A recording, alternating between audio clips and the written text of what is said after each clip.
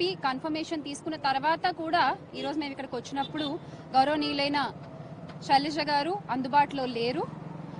ఆ కారణంగా వారి సెక్రటరీ అయినటువంటి అనురాధ గారికి 5 రిప్రజెంటేషన్స్ కూడా ఇవ్వడం జరిగింది. ఈరోజు ఎలా ఉందంటే ఎన్నికల ముందు యువగళం అన్నారు మన నారా లోకేష్ గారు, ఇప్పుడు మాత్రం మౌనగళం పాటిస్తున్నారు.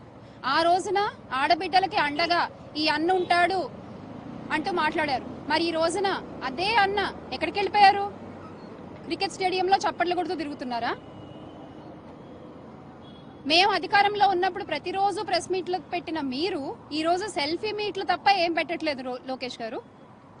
మీరు చేతిలో పట్టుకుని చూపిస్తారు కదా రెడ్ బుక్, అందులో కేవలం వైఎస్ఆర్ కాంగ్రెస్ పార్టీ నాయకుల పేర్లే ఉంటాయా, లేకపోతే రాష్ట్రంలో మహిళలపై అత్యాచారాలు చేసిన, మహిళల్ని అసభ్యంగా మాట్లాడిన వాళ్ళ పేర్లు కూడా రాస్తూ ఉంటారా?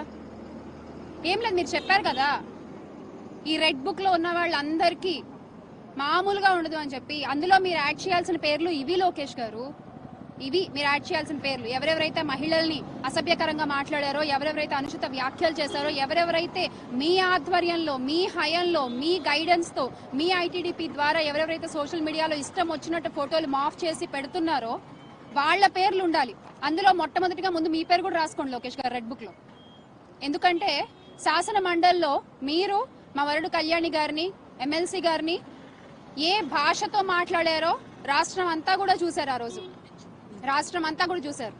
యథా రాజా తదా ప్రజ అని మీరే అలా ఉంటే ఇంకా మీ కింద వాళ్ళు ఇంకెంత దారుణంగా ఉంటారు? తప్పులేదు, ఈ రోజున ఇన్ని అఘాయిత్యాలు జరుగుతున్నాయి కూటమి పాలనలో మహిళల మీద అంటే ఎలాంటి తప్పు లేదు. ఎందుకంటే పాలిచ్చే వాళ్లే అలా ఉన్నారు.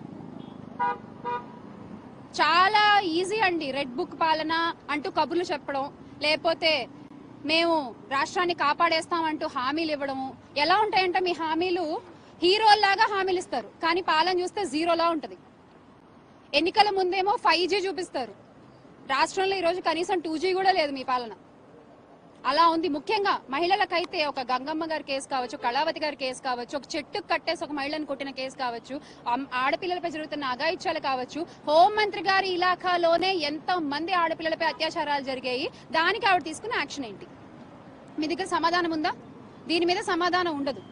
సోషల్ మీడియాలో మహిళలపై జరుగుతున్న ట్రోల్స్ మీద మీ సమాధానం ఏంటి? ఇది మేము వైఎస్ఆర్ కాంగ్రెస్ పార్టీ మహిళల గురించి మాత్రమే అడగట్లేదండి, ఆంధ్ర రాష్ట్రంలో ఉన్న ప్రతి ఒక్క మహిళ గురించి మాట్లాడుతున్నాము.